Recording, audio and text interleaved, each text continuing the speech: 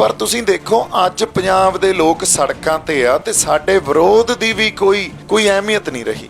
System देखो तुसीं, ਇਹਦਾ मतलब ਅਸੀਂ ਵਿਰੋਧ ਕਰ ਰਹੇ ਹਾਂ ਤੇ ਕਹਿ ਰਹੇ ਆ ਇਹ ਲੋਕਤੰਤਰ ਆ ਤੇ ਲੋਕਾਂ ਦੇ ਵਿਰੋਧ ਦੀ ਕੋਈ ਮਹੱਤਤਾ ਨਹੀਂ ਹੈ। ਔਰ ਮਹੱਤਤਾ ਇੱਥੋਂ ਤੱਕ ਨਹੀਂ ਆ ਵੀ ਸਾਡੇ ਨਾਲ ਗੱਲ ਵੀ ਨਹੀਂ ਕਰਦੇ। ਚਲੋ ਗੱਲ ਤਾਂ ਕੀਤੀ ਜਾਣੀ ਜਾ ਸਕਦੀ ਹੈ ਨਾ, ਵੀ ਗੱਲ ਕਰੋ। 2 ਵਾਰੀ ਕਿਸਾਨ ਜਥੇਬੰਦੀਆਂ ਨੂੰ ਬੁਲਾ ਲਿਆ, ਉਹਨਾਂ ਨੂੰ ਜਲੀਲ ਕਰਕੇ ਤੋਰਿਆ। ਤੁਸੀਂ ਹੰਕਾਰੇ ਦੇਖੋ ਕਿੱਥੋਂ ਤੱਕ ਫਿਰਦੇ ਆ।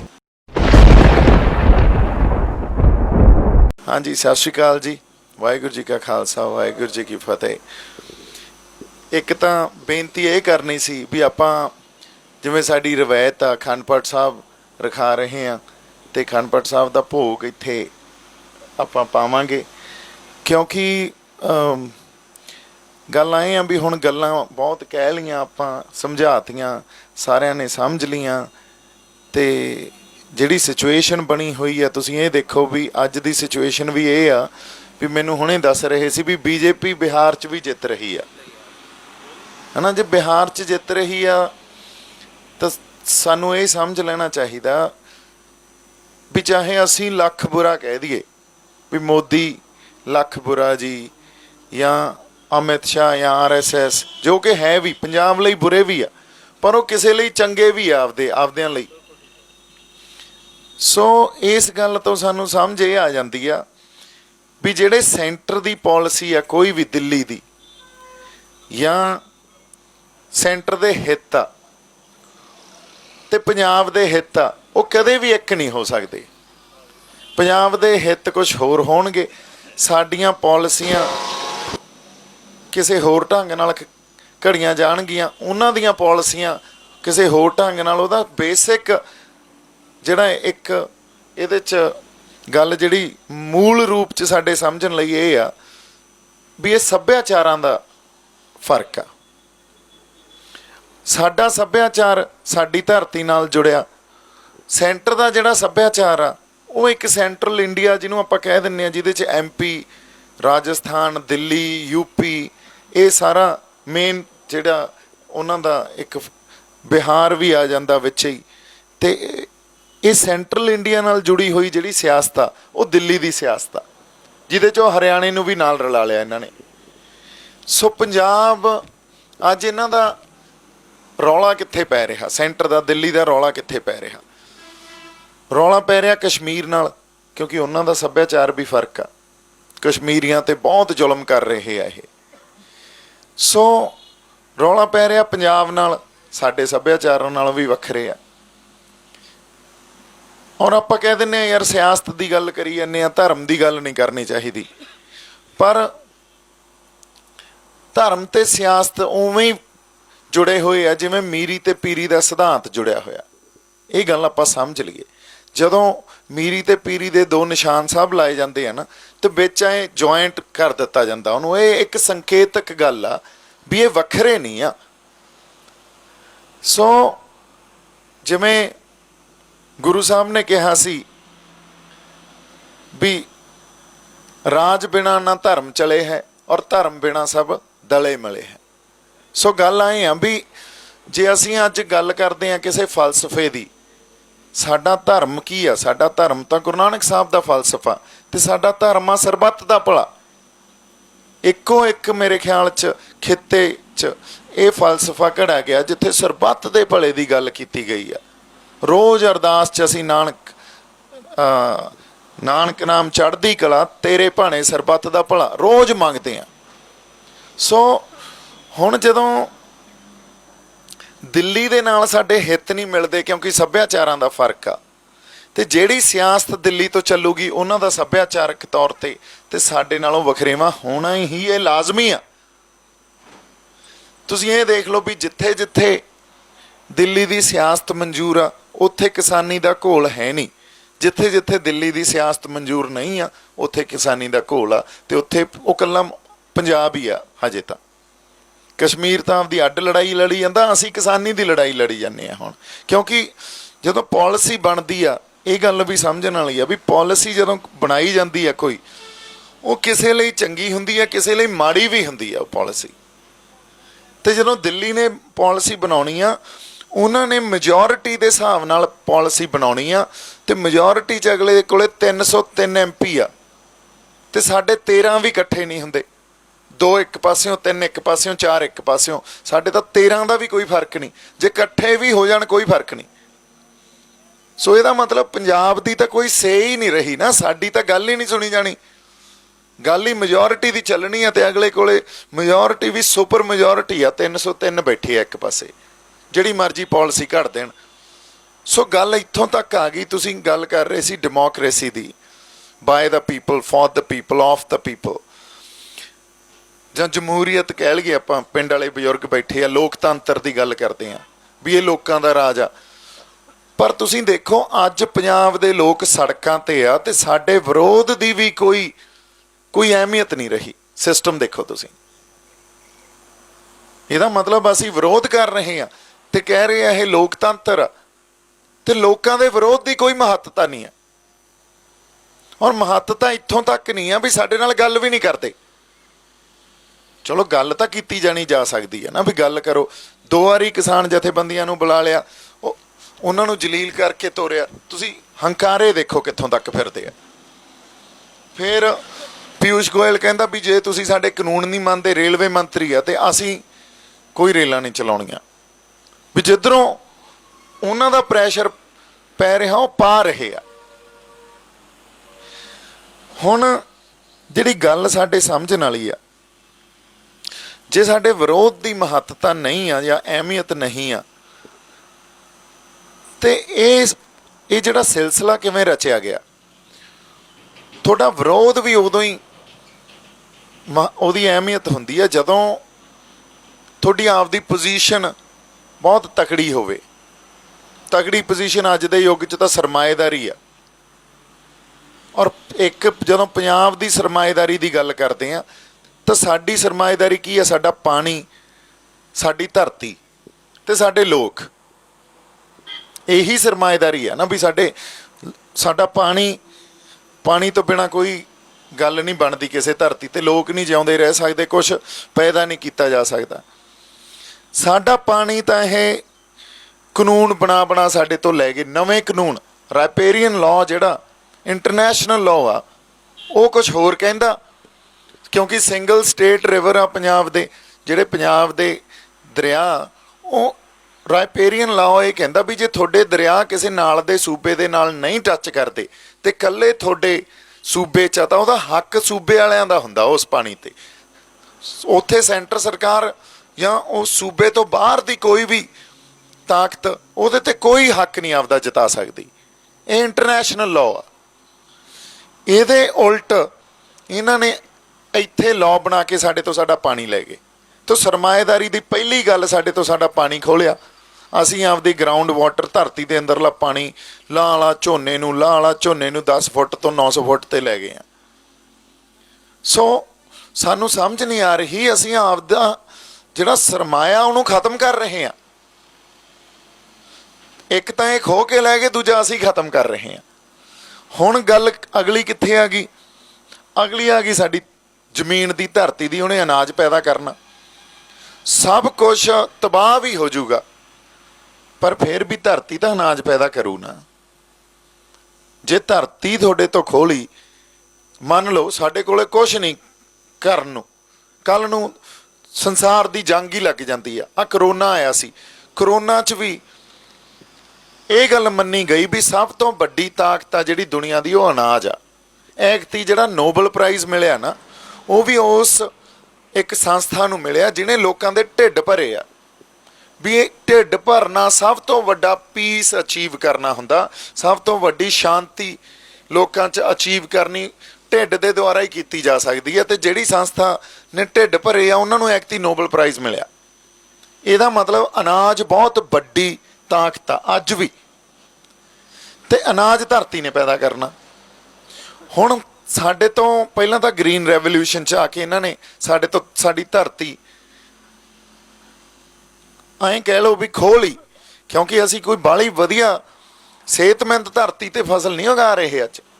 ਅੱਜ ਤੋਂ ਬਜ਼ੁਰਗ ਬੈਠੇ ਆ, ਤੁਸੀਂ ਦੱਸੋ ਵੀ ਅੱਜ ਤੋਂ 20-30 ਸਾਲ ਪਹਿਲਾਂ ਫਸਲਾਂ ਤੇ ਇੱਥੇ ਬਿਮਾਰੀਆਂ ਦਾ ਕੀ ਸਾਡੇ ਆਲਮ ਸੀ, ਤੇ ਅੱਜ ਕਿੱਥੇ ਬੈਠੇ ਆ ਅਸੀਂ? ਕੈਂਸਰ ਕਦੇ ਸੁਣਿਆ ਸੀ ਪੰਜਾਬ 'ਚ? ਕਦੇ ਚਮੜੀ ਦੇ ਰੋਗ ਸੁਣੇ ਸੀ ਪੰਜਾਬ 'ਚ? ਆ ਮਾਲਵਾ ਦੇਖੋ ਤੁਸੀਂ, ਮੈਨੂੰ ਲੱਗਦਾ ਹੁਣ ਲੋਕਾਂ ਨੂੰ ਹੌਲੀ ਹੌਲੀ ਕਪਾਹ ਤੇ ਨਰਮਾ ਉਹਨਾਂ ਨੂੰ ਭੁੱਲ ਹੀ ਜਾਣਾ ਵੀ ਕੋਈ ਫਸਲ ਵੀ ਹੁੰਦੀ ਸੀ। ਜਿਹੜੀ ਝੋਨਾ ਨਾ, ਝੋਨਾ ਪੰਜਾਬ ਦੀ ਫਸਲ, ਕੁਦਰਤੀ ਫਸਲ ਨਹੀਂ ਆ ਸਾਡੀ। ਝੋਨਾ ਤਾਂ ਬੰਗਾਲ ਵਾਲੇ ਸਾਈਡ ਤੇ ਜਿੱਥੇ ਮੌਨਸੂਨ ਵੀ ਉਸ ਹਿਸਾਬ ਨਾਲ ਹੁੰਦਾ, ਪਾਣੀ ਖੜਾ ਰਹਿੰਦਾ, ਇਹ ਉਹਨਾਂ ਦੀ ਫਸਲ ਸੀ। ਸਾਡੀ ਤਾਂ ਝੋਨਾ ਫਸਲ ਹੀ ਨਹੀਂ ਸੀ। ਚਲੋ ਉਸ ਵੇਲੇ ਦੇਸ਼ ਨੂੰ ਉੱਥੇ ਭੁੱਖਮਰੀ ਪੈ ਜਾਣੀ ਸੀ, ਪੰਜਾਬ ਨੇ ਅੰਨ ਵੀ ਪੈਦਾ ਕਰਕੇ ਦਿੱਤਾ। ਪਰ ਅੰਨ ਪੈਦਾ ਕਰਨ ਦੇ ਨਾਲ ਨਾਲ ਸਾਡੀ, ਅਸੀਂ ਆਪਦੇ ਪਾਣੀ ਦਾ, ਧਰਤੀ ਹੇਠਲੇ ਪਾਣੀ ਦਾ ਰੇਹਾਂ ਸਪਰੇਆਂ ਪਾ ਧਰਤੀ ਦਾ, ਤੇ ਸਾਡੇ ਤੁਸੀਂ ਨਾਲ ਦੇਖ ਲਓ ਵੀ ਜਿਹੜੇ ਪਹਿਲਾਂ ਸਾਡੇ ਰੁੱਖ ਹੁੰਦੇ ਸੀ, ਟਾਹਲੀਆਂ, ਕਿੱਕਰਾਂ, ਨਿੰਮ, ਤੂਤ, ਕਿੱਧਰ ਗਏ ਉਹ?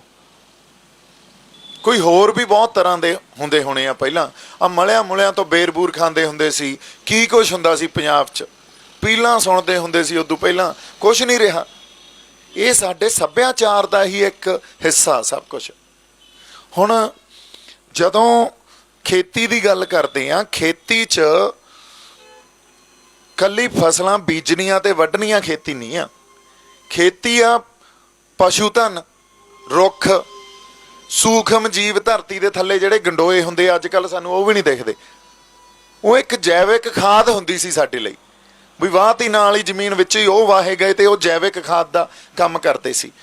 ਵਿੱਚ ਹੀ ਪੰਛੀ, ਚਿੜੀਆਂ, ਕਾਂ, ਤੋਤੇ, ਸਾਡੇ ਇੱਲਾਂ, ਗਿਰਜਾਂ ਕਿੱਧਰ ਗਈਆਂ?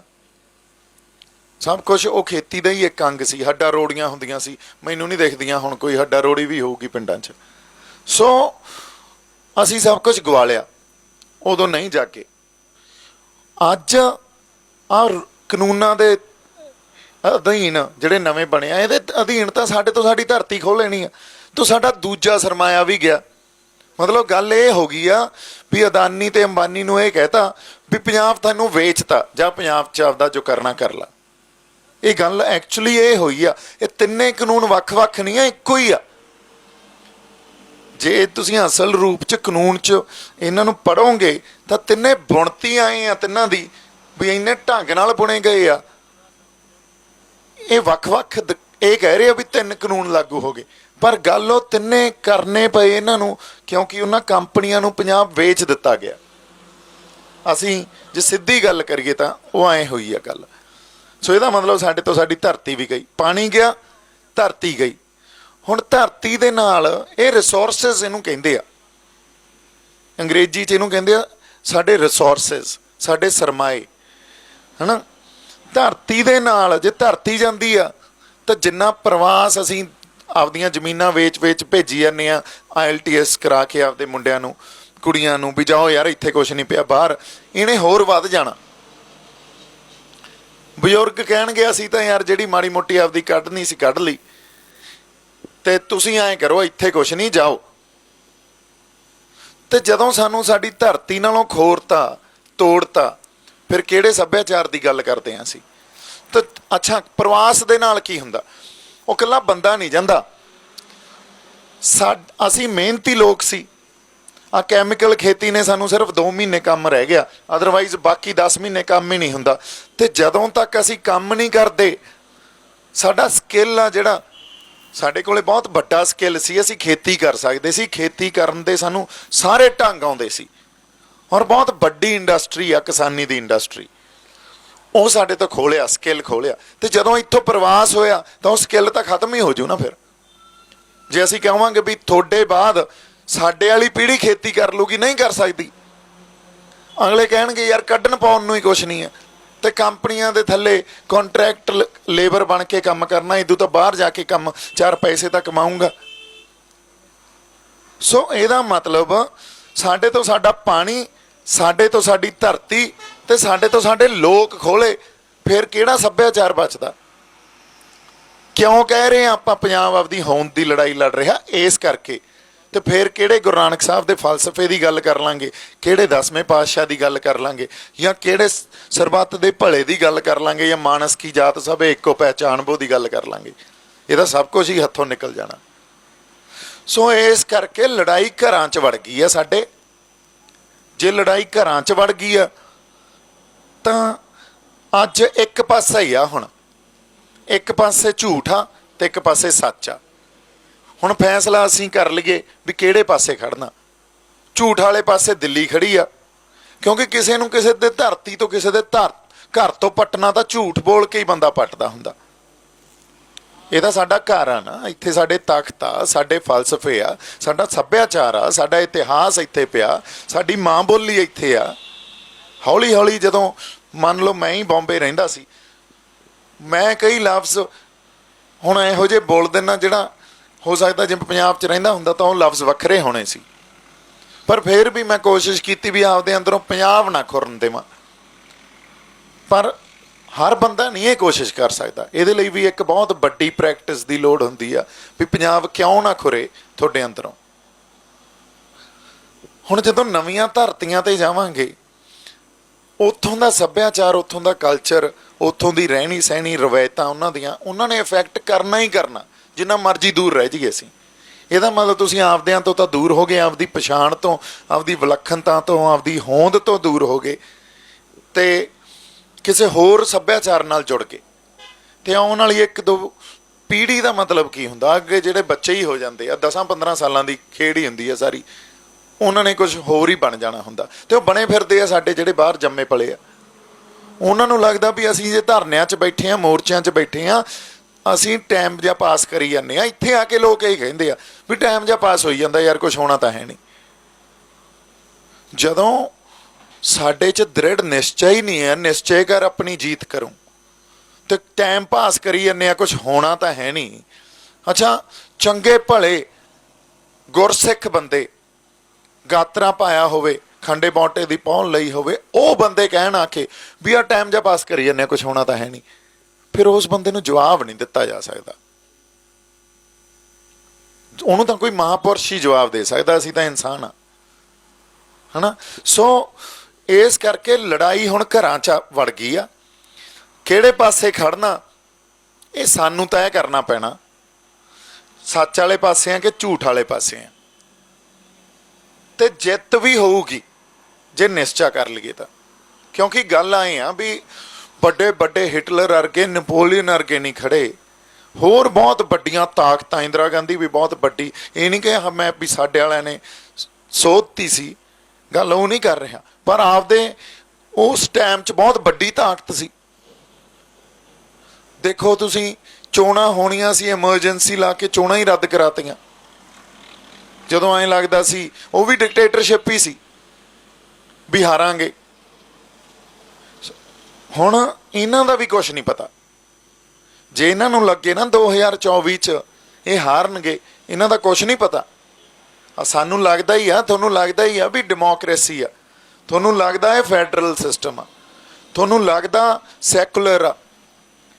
ਇਹ ਜਿਹੜੇ ਅਸੀਂ ਕਿਤਾਬਾਂ 'ਚ ਜਾਂ ਇੰਡੀਅਨ ਕੌਂਸਟੀਟਿਊਸ਼ਨ 'ਚ ਜਿਹੜੇ ਲਫ਼ਜ਼ ਪੜ੍ਹੇ ਸੀ ਨਾ, ਜਦੋਂ ਇੱਥੇ ਬੈਠੇ ਆ ਉਹਨਾਂ ਦਾ ਮਤਲਬ ਕੁਛ ਹੋਰ ਆ, ਉੱਥੇ ਕੁਛ ਹੋਰ ਸੀ। ਸੋ ਅੱਜ ਜਦੋਂ ਮੈਂ ਇਹਨਾਂ ਲਫ਼ਜ਼ਾਂ ਨੂੰ ਦੇਖਦਾ ਤਾਂ ਆਈ ਡੋਂਟ ਨੋ ਆਪਣੇ 'ਚੋਂ ਕਿੰਨੇ ਕੁ ਇਹ ਗੱਲ ਸਮਝਣਗੇ, ਪਰ ਮੈਨੂੰ these theories reflect power relations। ਸੋ ਅੱਜ ਮੈਨੂੰ ਲੱਗਦਾ ਵੀ ਉਹ ਥਿਊਰੀਆਂ ਜਿਹੜੀਆਂ ਸੀ ਨਾ, ਉਹ ਪਾਵਰ ਰਿਲੇਸ਼ਨ ਨੂੰ ਰਿਫਲੈਕਟ ਕਰਦੀ ਆ। ਤੇ ਪਾਵਰ ਆ ਜਿਹੜੀ ਉਹ ਦਿੱਲੀ ਕੋਲੇ ਵੱਸਦੀ ਆ। ਪਾਵਰ ਨੂੰ ਇੰਨਾ ਸੈਂਟਰਲਾਈਜ਼ ਕਰ ਲਿਆ ਵੀ ਸਾਡੇ ਜੇ ਨੁਮਾਇੰਦੇ ਵੀ ਅਸੀਂ ਚੁਣ ਕੇ ਭੇਜੀਏ, ਉਹਨਾਂ ਦਾ ਕੋਈ ਉੱਥੇ ਰੋਲ ਨਹੀਂ, ਉਹਨਾਂ ਨੂੰ ਕੋਈ ਸੁਣਿਆ ਹੀ ਨਹੀਂ ਜਾਂਦਾ। ਤੇ ਪਾਵਰ ਨੂੰ ਇੰਨਾ ਸੈਂਟਰਲਾਈਜ਼ ਕਰ ਲਿਆ ਵੀ ਜੇ ਅੱਜ ਅਸੀਂ ਵਿਰੋਧ 'ਚ ਵੀ ਬੈਠੇ ਹਾਂ ਉਹਨਾਂ ਬਿੱਲਾਂ ਦੇ, ਸਾਡੀ ਆਵਾਜ਼ ਦੀ ਵੀ ਕੋਈ ਅਹਿਮੀਅਤ ਨਹੀਂ ਹੈ, ਜਿਵੇਂ ਮੈਂ ਕਿਹਾ। ਸੋ ਇਹਦਾ ਮਤਲਬ ਪਾਵਰ ਤਾਂ ਕਿਤੇ ਵੱਸਦੀ ਹੋਰ ਆ। ਹੁਣ ਲੜਾਈ ਆਪਾਂ ਕਿਸਾਨੀ ਦੇ ਘੋਲ 'ਚ ਆ, ਇੱਥੇ ਆ ਕੇ ਗੱਲ ਲੜਦੀ ਆ। ਅਗਲੇ ਕਹਿੰਦੇ ਲੜਾਈ ਤੁਸੀਂ ਯਾਰ ਕਿਸਾਨੀ ਦੀ ਕਰੀ ਜਾਂਦੇ ਹੋ, ਪਰ ਗੱਲਾਂ ਤੁਸੀਂ ਹੁਣ ਕਰੀਏ ਕੀ? ਇਹ ਇੰਟਰ ਰਿਲੇਟਡ ਆ, ਜੁੜੀਆਂ ਹੋਈਆਂ ਗੱਲਾਂ। ਅੱਜ ਲਓ ਹੁਣ MSP ਸਾਨੂੰ ਲੱਗਦਾ ਕਿਸਾਨ ਜਥੇਬੰਦੀਆਂ ਨੂੰ ਲੱਗੇ ਵੀ ਇਹ ਦੇ ਦੇਣਗੇ। ਜੇ MSP ਦੇ ਵੀ ਦਿੱਤੀ ਪਹਿਲਾਂ ਤਾਂ ਅਸੀਂ ਤਾਂ ਫਿਰ ਵੀ ਹਾਰੇ ਹੋਏ ਸਿਸਟਮ 'ਚ ਬੈਠੇ ਹਾਂ, ਜਿੱਥੇ ਸਭ ਕੁਝ ਹਾਰ ਕੇ ਬੈਠ ਗਏ। ਅੱਛਾ, ਅੱਬਲ ਤਾਂ MSP ਇਹਨਾਂ ਨੇ ਦੇਣੀ ਨਹੀਂ। ਦੇਣੀ ਉਦੋਂ ਆ ਜਦੋਂ ਇਹਨਾਂ ਨੂੰ ਲੱਗਿਆ ਵੀ ਹੁਣ ਸਾਡੇ ਤੋਂ ਹੱਲ ਨਹੀਂ ਹੋ ਰਹੀ ਸਿਚੁਏਸ਼ਨ, ਤੇ ਪੰਜਾਬ 'ਚ ਮਾਹੌਲ ਕਿਸੇ ਹੋਰ ਪਾਸੇ ਨੂੰ ਜਾ ਸਕਦਾ, ਤੇ ਬਹੁਤ ਵੱਡੀ ਇੱਕ ਲੋਕ ਲਹਿਰ ਪੈਦਾ ਹੋ ਗਈ ਆ। ਉਦੋਂ ਪਹਿਲਾਂ ਇਹਨਾਂ ਨੇ ਸੰਘਰਸ਼ ਨੂੰ ਕਮਜ਼ੋਰ ਕਰਨਾ, ਕਿਸੇ ਹੋਰ ਪਾਸੇ ਨੂੰ ਲਿਜਾਣਾ, ਆਪਦੀਆਂ ਚਾਲਾਂ ਆਪਦੀਆਂ ਸਾਜ਼ਿਸ਼ਾਂ ਘੜਨੀਆਂ। ਅੱਛਾ, ਜੇ ਉਹ ਸਭ ਕੁਝ ਨਹੀਂ ਚੱਲਿਆ ਫਿਰ ਕਹਿਣਗੇ ਲਓ 2 ਸਾਲ ਦਿੱਤੀ, 4 ਸਾਲ ਦਿੱਤੀ MSP, ਪਰ ਉਹਦੇ ਨਾਲ ਸਾਡਾ ਮਸਲਾ ਨਹੀਂ ਹੱਲ ਹੁੰਦਾ। ਕਿਉਂ ਨਹੀਂ ਹੱਲ ਹੁੰਦਾ? ਕਿਉਂਕਿ ਸਾਡੇ ਕੋਲੇ ਜਿਹੜਾ ਖੇਤੀਬਾੜੀ ਦਾ ਮਾਡਲ ਆ ਨਾ, ਉਹ ਫੇਲ ਹੋ ਗਿਆ। ਜਦੋਂ ਖੇਤੀਬਾੜੀ ਦਾ ਮਾਡਲ ਫੇਲ ਹੋਇਆ ਜਿਹੜਾ ਦਿੱਲੀ ਤੋਂ ਚੱਲਦਾ ਸੀ, ਤੇ ਸਾਨੂੰ ਪੰਜਾਬ ਨੂੰ ਪੰਜਾਬ ਪੱਖੀ ਆਪਦਾ ਇੱਕ ਖੇਤੀਬਾੜੀ ਦਾ ਮਾਡਲ ਹੁਣ ਘੜਨਾ ਪੈਣਾ, ਔਰ ਉਸ ਮਾਡਲ ਨੂੰ ਘੜ ਕੇ ਉਹਨੂੰ ਲਾਗੂ ਕਰਾਉਣਾ ਪੈਣਾ। ਜਦੋਂ ਤੱਕ ਅਸੀਂ ਆਪਦਾ ਪੰਜਾਬ ਕੇਂਦਰਿਤ ਖੇਤੀਬਾੜੀ ਮਾਡਲ ਘੜ ਕੇ ਉਹਨੂੰ ਲਾਗੂ ਨਹੀਂ ਕਰਾਉਂਦੇ, ਸਾਡੇ ਖੇਤੀਬਾੜੀ ਮਸਲਿਆਂ ਦਾ ਹੱਲ ਨਹੀਂ ਹੁੰਦਾ। ਖੁਦਕੁਸ਼ੀਆਂ ਰਹਿਣਗੀਆਂ, ਕਰਜ਼ੇ ਰਹਿਣਗੇ, ਹੋਰ ਵਧਣਗੀਆਂ ਆਉਣ ਵਾਲੇ ਟਾਈਮ 'ਚ। ਹੁਣ ਅਸੀਂ ਕਹਿ ਦਿੰਦੇ ਹਾਂ ਕੋਈ ਨਹੀਂ ਯਾਰ, ਅੱਜ ਤੁਸੀਂ ਕਾਨੂੰਨ ਵਾਪਸ ਲੈ ਲਓ, ਅਸੀਂ ਆਪੇ ਦੇਖ ਲਾਂਗੇ, ਪਰ ਇਹ ਤਾਂ ਫਿਰ ਅਸੀਂ ਸਾਡੇ 'ਚ ਇਨਸੈਂਸਿਟਿਵਨੈਸ ਨੂੰ ਕੀ ਕਹਿੰਦੇ ਆ, ਸੰਵੇਦਨਸ਼ੀਲਤਾ, ਹਾਂਜੀ ਉਹ ਲਫ਼ਜ਼ ਸੰਵੇਦਨਸ਼ੀਲਤਾ ਹੁੰਦੀ ਹੈ, ਇੱਕ ਅਸੰਵੇਦਨਸ਼ੀਲਤਾ ਹੁੰਦੀ ਹੈ, ਹੈ ਨਾ। ਹਾਂ, ਆੜਾ ਮੂਹਰੇ ਲਾ ਦਿਓ ਬਸ। ਤਾਂ ਸਾਡੇ ਕੋਲੇ ਜੇ ਅਸੀਂ ਇੰਨੇ ਨਿਰਦਈ ਹੋ ਗਏ ਨਾ ਵੀ ਜਿਹੜੇ ਬੰਦੇ ਸਾਡੇ ਮਰੀ ਜਾਂਦੇ ਆ ਉਹ ਕੱਲੀ ਰੱਸਿਆਂ ਤੇ ਲਮਕਦੇ ਨਹੀਂ, ਉਹਦੇ ਪਿੱਛੇ ਅਸੀਂ ਉਹਦੀ ਜ਼ਿੰਦਗੀ 'ਚ ਦੇਖੀਏ ਤਾਂ ਕਿੱਡੇ ਸਟ੍ਰੈਸ 'ਚ ਪਰਿਵਾਰ ਰਿਹਾ ਹੋਣਾ, ਆਪ ਉਹਦੀ ਜ਼ਿੰਦਗੀ 'ਚ ਕਿੰਨਾ ਸਟ੍ਰੈਸ ਹੋਣਾ ਵੀ ਯਾਰ ਮੈਂ ਇਸ ਫੈਸਲੇ ਤੱਕ ਪਹੁੰਚ ਗਿਆ ਵੀ ਮੈਂ ਆਪਦੀ ਜਾਨ ਹੀ ਖਤਮ ਕਰਦਾ, ਹੁਣ ਜਿਉਣ ਦਾ ਕੋਈ ਉਹ ਹੀਲਾ ਹੀ ਨਹੀਂ ਰਿਹਾ, ਮੈਂ ਨਹੀਂ ਜਿਉ ਸਕਦਾ। ਸੋ ਇੱਕ ਬੰਦਾ ਜਦੋਂ ਮਰਦਾ ਪੂਰਾ ਪਰਿਵਾਰ ਮਰ ਜਾਂਦਾ ਨਾਲ, ਤੇ ਕਈ ਤਾਂ ਅਸੀਂ ਦੇਖਿਆ ਪਰਿਵਾਰਾਂ ਦੇ ਪਰਿਵਾਰ ਖੁਦਕੁਸ਼ੀਆਂ ਕਰਕੇ। ਤੇ ਜੇ ਐਡਾ ਵੱਡਾ ਉਭਾਰ ਅਸੀਂ ਕਵਾਂਗੇ ਵੀ ਆਇਆ ਤੇ ਅਸੀਂ ਆਪਦੇ ਪੱਕੇ ਹੱਲ ਨਾ ਕਰੀਏ, ਫਿਰ ਅਸੀਂ ਵਫਾਦਾਰ ਨਹੀਂ ਆ ਪੰਜਾਬ ਪ੍ਰਤੀ, ਫਿਰ ਅਸੀਂ ਬਸ ਉੱਤੋਂ ਜੇ ਕੰਮ ਕਰੀ ਜਾਂਦੇ ਹਾਂ ਵੀ ਕੋਈ ਨਹੀਂ ਯਾਰ, ਆ ਕਿਰਾਂ ਗਲੇ ਪਿਆ ਸੱਪ, ਮਰਿਆ ਸੱਪ ਗਲੋਂ ਲਾ ਲਓ, ਫੇਰ ਦੀ ਫੇਰ ਦੇਖਾਂਗੇ, ਤਾਂ ਅਸੀਂ ਇਹਦਾ ਮਤਲਬ ਮਰਨਾ ਤਾਂ ਨਿਸ਼ਚਿਤ ਆ, ਇਹਨੂੰ ਮਾੜਾ ਜਿਹਾ ਲੰਬਾ ਕਰ ਦਿੰਦੇ ਆ। ਫਿਰ ਕਿਉਂ ਨਾ ਅੱਜ ਹੀ ਜੇ ਮਰਨਾ ਹੀ ਆ, ਔਰ ਉਹ ਵੀ ਅਸੀਂ ਰੋਜ਼ ਤੰਗ ਹੋ ਕੇ ਮਰਨਾ, ਫਿਰ ਅੱਜ ਹੀ ਸਹੀ, ਤੇ ਕੀ ਪਤਾ ਅੱਜ ਜਿੱਤ ਜੀਏ। ਗੱਲ ਇਹ ਹੈ ਨਾ, ਜੇ ਲੜਾਂਗੇ ਤਾਂ ਦੋਨੇ ਪਾਸੇ ਆ ਨਾ, ਇੱਕ ਪਾਸੇ ਤਾਂ ਚਲੋ ਆਪਾਂ ਮੰਨ ਲਿਆ ਵੀ ਸਾਡਾ ਕੁਝ ਨਹੀਂ ਹੋਣਾ, ਤੇ ਇੱਕ ਪਾਸੇ ਜਿੱਤ ਪਈ ਆ। ਤੇ ਜੇ ਅਸੀਂ ਲੜਦੇ ਹਾਂ ਔਰ ਇਕੱਠੇ ਹੋ ਕੇ ਲੜਦੇ ਹਾਂ, ਤੇ ਸਾਨੂੰ ਲੱਗਦਾ ਵੀ ਅਸੀਂ ਆਪਦੇ ਪੰਜਾਬ 'ਚ ਆਪਦਾ ਖੇਤੀਬਾੜੀ ਮਾਡਲ ਵੀ ਲਾਗੂ ਨਹੀਂ ਕਰਾ ਸਕਦੇ, ਫਿਰ ਉਹ ਸਿਸਟਮ ਦਾ ਕੋਈ ਫਾਇਦਾ ਨਹੀਂ ਸਾਨੂੰ। ਸੋ ਜੇ ਇਕੱਠੇ ਹੋ ਕੇ ਲੜਾਂਗੇ, ਆਪਦਾ ਖੇਤੀਬਾੜੀ ਮਾਡਲ ਅਸੀਂ ਲਾਗੂ ਕਰਾ ਸਕਦੇ ਹਾਂ। ਔਰ ਐਡਾ ਵੱਡਾ ਉਭਾਰ ਆ, ਅਸੀਂ ਸੜਕਾਂ ਤੇ ਬੈਠੇ ਹਾਂ, ਧਰਨਿਆਂ ਤੇ, ਮੋਰਚਿਆਂ ਤੇ ਬੈਠੇ ਹਾਂ, ਸਾਡੇ ਵਰਗੇ ਸ਼ਹਿਰਾਂ 'ਚ ਰਹਿਣ ਵਾਲੇ ਵੀ ਇੱਥੇ ਆ ਗਏ, ਆਪਦਾ ਉਹ ਇੱਕ ਜੀਵਨ ਸ਼ੈਲੀ ਛੱਡ ਕੇ ਵੀ ਆ ਗਏ। ਇਹਦਾ ਮਤਲਬ ਕਿਤੇ ਨਾ ਕਿਤੇ ਉਭਾਰ ਤਾਂ ਹੈਗਾ ਨਾ, ਸੱਟ ਤਾਂ ਵੱਜੀ ਆ ਨਾ ਅੰਦਰ। ਜੇ ਸੱਟ ਵੱਜੀ ਆ, ਉਹ ਜਬੇ ਬਾਣ ਲੱਗ ਗਏ, ਉਹ ਤਬੇ ਰੋਸ ਜਾਗੇ ਵਾਲੀ ਗੱਲ ਆ। ਹੁਣ ਅਗਲੀ ਗੱਲ ਵੀ ਪੰਜਾਬ ਦਾ ਭਲਾ ਵੀ ਤਾਂ ਜੇ ਆਪਾਂ ਸੰਘਰਸ਼ 'ਚ ਰਹੀਏ ਤਾਂ। ਇਹ ਸਿੰਘ ਵੀ ਇਹੀ ਕਹਿੰਦੇ ਹੁੰਦੇ ਸੀ ਵੀ ਜਾਤ ਗੋਤ ਸਿੰਘਣ ਕੀ ਦੰਗਾ ਹੀ ਸਤਿਗੁਰ ਤੇ ਮੰਗਾ। ਕਿਉਂ? ਕਿਉਂਕਿ ਜਦੋਂ ਤੱਕ ਸਾਡੇ ਕੋਲੇ ਅਸੀਂ ਇਸ ਸਿਸਟਮ 'ਚ ਸੰਘਰਸ਼ ਨਹੀਂ ਕਰਾਂਗੇ, ਸਾਡਾ ਭਲਾ ਨਹੀਂ ਹੋ ਸਕਦਾ। ਸਾਡੇ 'ਚ ਕੌਮੀਅਤ ਦਾ ਅਹਿਸਾਸ ਵੀ ਸੰਘਰਸ਼ ਨਹੀਂ ਦੇਣਾ, ਸਾਡੇ ਹੱਕਾਂ ਦਾ ਸਾਡੇ 'ਚ ਅਹਿਸਾਸ ਵੀ ਇਸ ਸੰਘਰਸ਼ ਨੇ ਦੇਣਾ, ਹੱਕਾਂ ਪ੍ਰਤੀ ਜਾਗਰੂਕ ਕਰਕੇ ਉਹਨਾਂ ਨੂੰ ਲੈਣਾ ਕਿਵੇਂ ਆ ਉਹ ਵੀ ਸੰਘਰਸ਼ 'ਚੋਂ ਹੀ ਪਤਾ ਲੱਗਣਾ।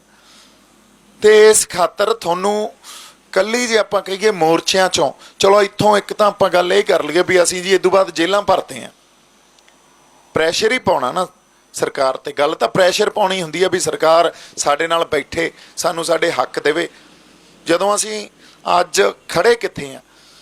ਖੜੇ ਅਸੀਂ ਉੱਥੇ ਹਾਂ, ਆਪਾਂ ਬਾਰ-ਬਾਰ ਕਹਿੰਦੇ ਹਾਂ ਯਾਰ ਗੁਲਾਮ ਹੋ ਗਏ। ਕਿਉਂ ਹੋ ਗਏ? ਗੁਲਾਮੀ ਤਾਂ ਉਦੋਂ ਸਾਨੂੰ ਅਹਿਸਾਸ ਹੁੰਦਾ ਜਦੋਂ ਸਾਡੇ ਫੈਸਲੇ ਅਸੀਂ ਆਪ ਨਾ ਕਰ ਸਕੀਏ। ਸਾਡੇ फैसले ਤਾਂ ਦਿੱਲੀ ਕਰਦੀ ਆ। ਸੋ ਫਿਰ ਇਸ ਸਿਸਟਮ 'ਚ ਤਾਂ ਅਸੀਂ ਗੁਲਾਮ ਹੀ ਰਹੇ ਨਾ, ਤੇ ਸਾਡੀ ਵਿਰੋਧਤਾ ਦਾ ਵੀ ਕੋਈ ਅਹਿਮੀਅਤ ਨਹੀਂ ਆ। ਸੋ ਔਰ ਉਹਨਾਂ 'ਚ ਸੰਵੇਦਨਸ਼ੀਲਤਾ ਵੀ ਨਹੀਂ ਆ ਦਿੱਲੀ ਵਾਲਿਆਂ 'ਚ, ਵੀ ਸਾਨੂੰ ਸਮਝ ਸਕਣ, ਸਾਡੇ ਨਾਲ ਗੱਲ ਹੀ ਕਰ ਲੈਣ।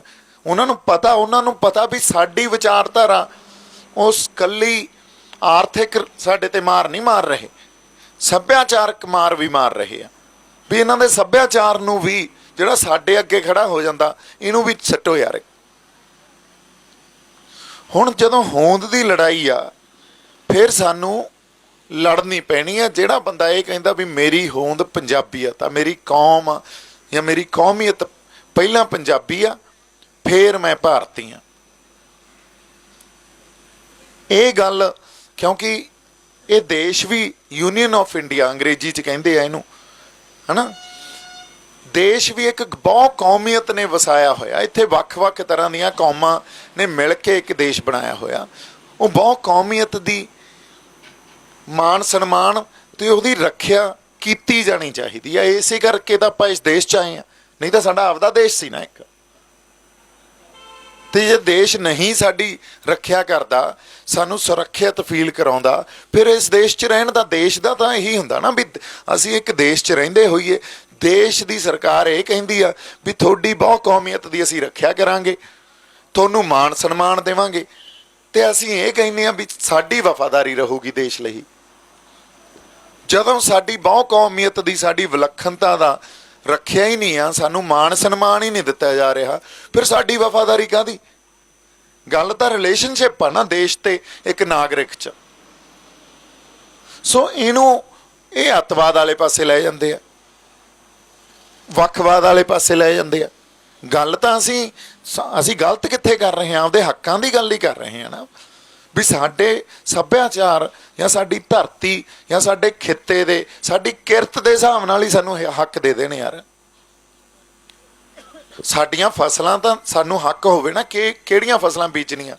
ਅੱਛਾ, ਇਹ ਨਹੀਂ ਵੀ ਆਪਾਂ ਬੀਜਾਂਗੇ ਨਹੀਂ, ਪਰ ਉਹ ਖਰੀਦਣ ਦੇ ਹੀ ਨਹੀਂ। MSP 2 ਫਸਲਾਂ ਤੇ ਮਿਲਣੀ ਆ ਤੁਹਾਨੂੰ, ਹੋਰ ਤਾਂ ਮਾੜੀ ਮੋਟੀ ਉਹ ਦੂਜੀ ਤਾਂ ਮਿਲਦੀ ਨਹੀਂ। ਸੋ ਸਾਨੂੰ ਮਜਬੂਰ ਕੀਤਾ ਜਾਂਦਾ ਵੀ ਆਹੀ ਫਸਲਾਂ ਬੀਜਣੀਆਂ, ਤੁਸੀਂ ਆਹੀ ਏਜੰਸੀਆਂ ਤੁਹਾਡੇ ਤੋਂ ਚੱਕਣਗੀਆਂ ਸਾਡੀਆਂ।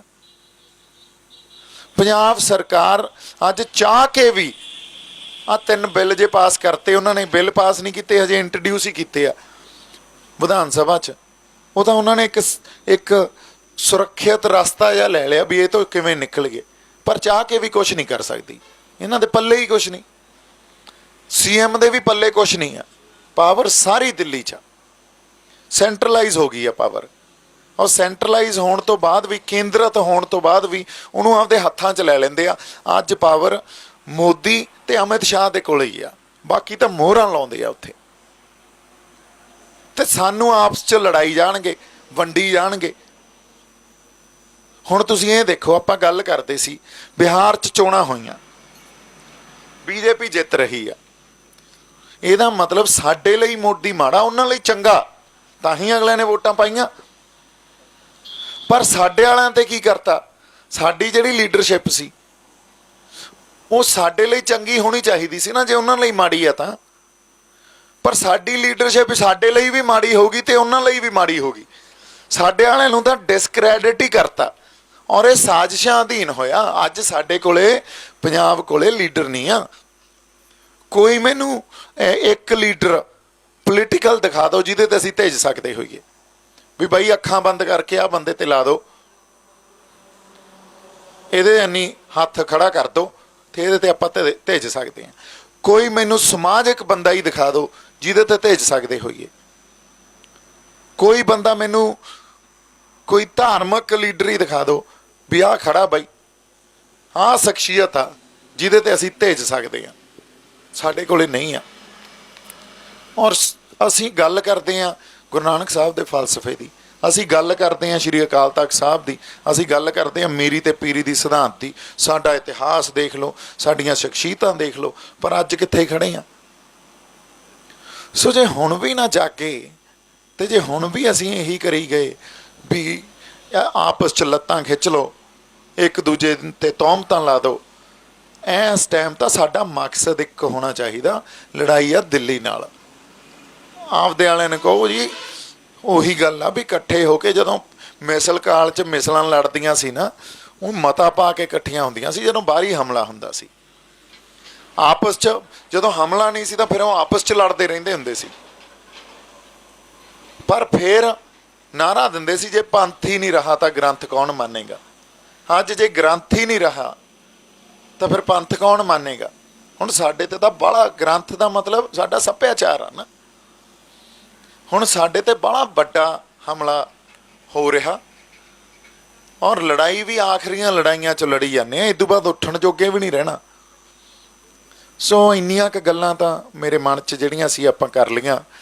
ਬਾਕੀ ਜੇ ਕੋਈ ਹੋਰ ਕੋਈ ਗੱਲਾਂ ਕਰਨੀਆਂ ਜੀ, ਆਪਸ 'ਚ ਆਪਣਾ ਕੋਈ ਸਵਾਲ ਜਵਾਬ ਆ, ਇੱਕ ਦੂਜੇ ਨਾਲ ਬਹਿ ਕੇ ਆਪਾਂ ਕਰ ਲੈਂਦੇ ਹਾਂ। ਕਿਉਂਕਿ ਐਂ ਜਦੋਂ ਮੈਨੂੰ ਲੱਗਦਾ ਗੱਲਾਂ ਕਰਦੇ ਆ ਨਾ, ਤਾਂ ਜ਼ਿਆਦਾ ਬੈਟਰ ਹੈ, ਇੱਕ ਸਾਥ ਦਾ ਮਾਹੌਲ ਜਿਹਾ ਸਿਰਜਿਆ ਜਾਂਦਾ।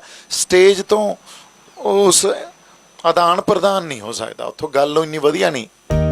ਸਿੱਖ ਧਰਮ ਦੀ ਹਰ ਗਤੀਵਿਧੀ ਅਤੇ ਗੁਰਬਾਣੀ ਵਾਸਤੇ ਹੁਣੇ ਸਬਸਕ੍ਰਾਈਬ ਕਰੋ ਗੁਰਬਾਣੀ ਅਖੰਡ ਬਾਣੀ ਅਤੇ ਨੋਟੀਫਿਕੇਸ਼ਨਸ ਵਾਸਤੇ ਬੈਲ ਨੂੰ ਰਿੰਗ ਕਰੋ।